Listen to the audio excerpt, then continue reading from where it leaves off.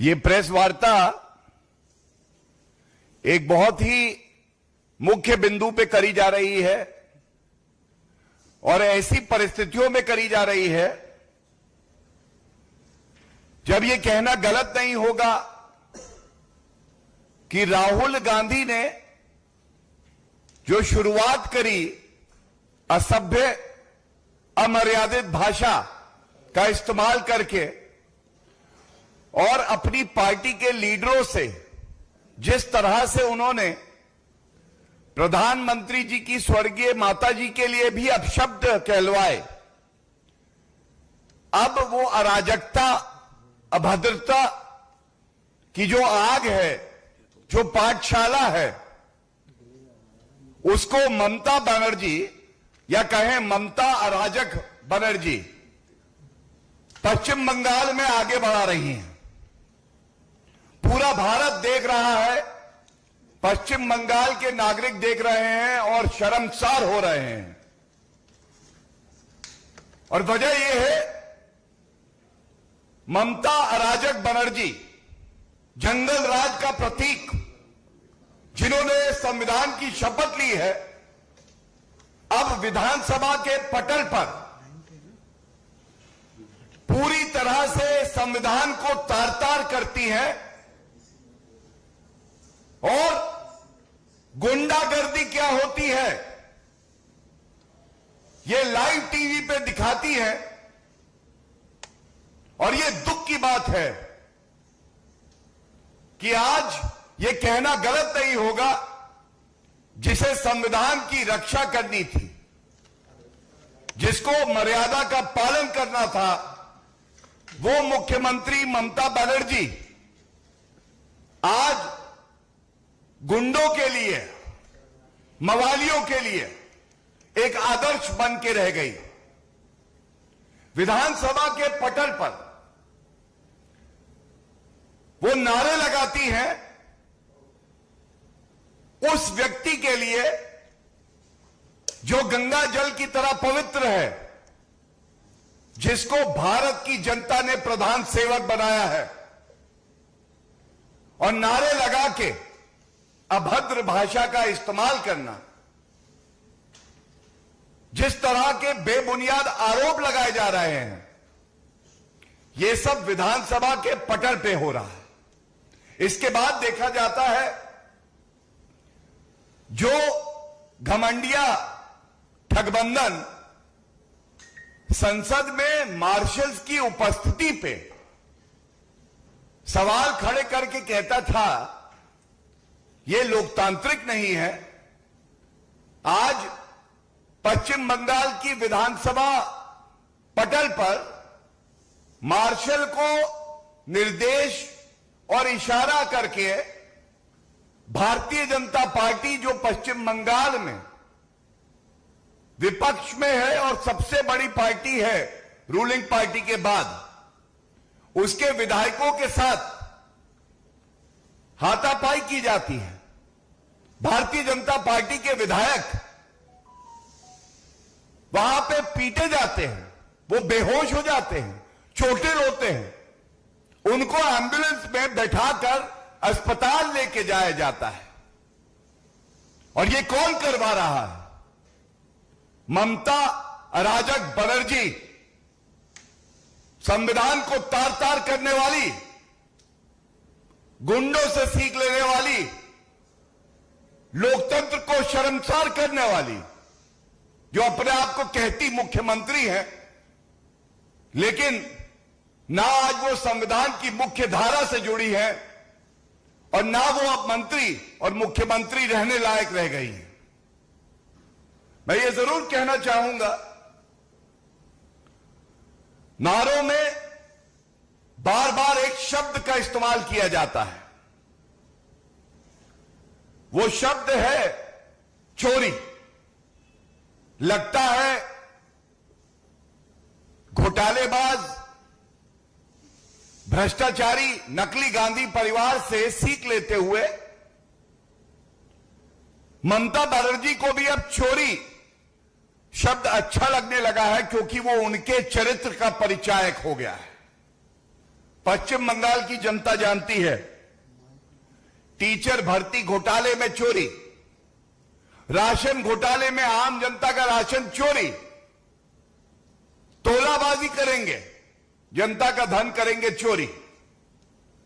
आज चोर चोर मौसेरे भाई मिलके ईमानदार प्रधानमंत्री जी आदरणीय श्री नरेंद्र मोदी जी और जो हम सबके लिए प्रेरणा स्रोत हैं, देश हित में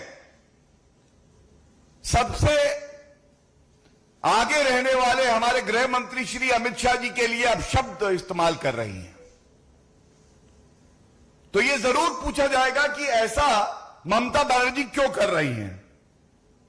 संविधान को तार तार उन्होंने किया। मैं आपको बताता हूं, पश्चिम बंगाल में हम सब जानते हैं, संविधान में सांसद हो या विधायक हो, उसके पास स्पेशल प्रिविलेज होता है, the freedom to speak freely on the floor of the house, and it cannot be discussed or a member of parliament or MLA cannot be questioned for the utterances made within the assembly in this case. So Mamata Banerjee जी को यह बात पता है और संविधान को तार तार करते हुए अनुच्छेद 105 पार्लियामेंट के लिए होता है और अनुच्छेद 194 जो प्रिविलेज एक एमएलए को मिला होता है, एक मंत्री को मिला होता है, उसको दुरुपयोग करते हुए ये गालियां विधानसभा के पटल पर दे रही है। उनको लगता है उनकी कोई जवाबदेही नहीं होगी। And it would not be wrong to say, अगर इंग्लिश में कहूं, the sacrosanct privilege has been एब्यूज्ड,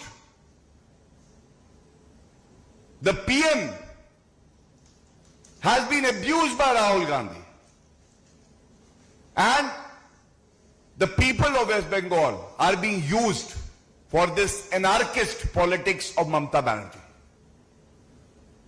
और अगर हिंदी में कहूं तो आज पूरा देश कह रहा है, पश्चिम बंगाल का हर नागरिक कह रहा है, जंगल राज कैसा होता है, बिल्कुल ममता अराजक बनर्जी जैसा होता है। यह बिल्कुल स्पष्टता से मैं कहना चाहता हूं और इतना जरूर कहूंगा, ये वो ममता अराजक बनर्जी हैं जिनको रोहिंग्या से प्यार है, लेकिन ईमानदार प्रधानमंत्री पर प्रहार है। इनको रोहिंग्या अपने लगते हैं क्योंकि उसमें तुष्टीकरण की राजनीति करनी है, उनका धर्म देखती है, वो उनका भविष्य का वोट बैंक है।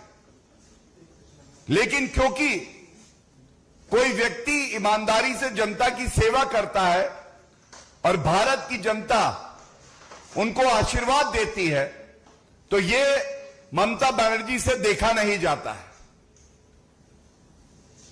जो कार्य वो राजनीतिक क्षेत्र में नहीं कर पाती भारतीय जनता पार्टी को हराने का, वो कार्य वो विधानसभा पटल पर खड़ी होकर अमर्यादित भाषा बोलकर, संवैधानिक पदों पे जो व्यक्ति बैठे उनको गाली देकर सोचती है वो पूरा कर रही है। ये चिंताजनक है, अशोभनीय है, अमर्यादित है। और अगर इसे काला कृत्य और काला दिवस कहा जाए तो गलत नहीं होगा। ममता बनर्जी अब इस लायक नहीं है कि वो पश्चिम बंगाल की मुख्यमंत्री बनी रहे, उन्हें तत्काल इस्तीफा दे देना चाहिए। जनता उन्हें सबक जरूर सिखाएगी। बहुत बहुत धन्यवाद। If there are any questions on this topic then I would like to answer those. Any questions? इस पे कोई है? ठीक है, और कोई क्वेश्चन है तो आप पूछिए। जीएसटी को लेकर थोड़े बातें की जा रहे हैं। बीजेपी बिहार में विधानसभा का चुनाव है, उसमें अपोजिशन पार्टी दल विधानसभा चुनाव को प्रभावित करने के लिए जीएसटी रिफॉर्म कानून खाने में लागू कर रही है। देखिए, जीएसटी को लेकर जो फैसला लिया गया है ये ऐतिहासिक है और ये आम जनता के हितों को देखते हुए ये फैसला स्वागत योग्य है और हम देख रहे हैं पूरे देश में इसका स्वागत हो रहा है। और जब जब कोई ऐतिहासिक निर्णय आदरणीय प्रधानमंत्री श्री नरेंद्र मोदी जी के नेतृत्व में लिया जा रहा होता है और देश जश्न मना रहा होता है तो विपक्ष छाती पीटता है, नकारात्मकता झलकती है उनके वक्तव्यों में और उनको दर्द होता है कि भारत कैसे आगे बढ़ रहा है, आम जनता कैसे खुशहाल हो रही है।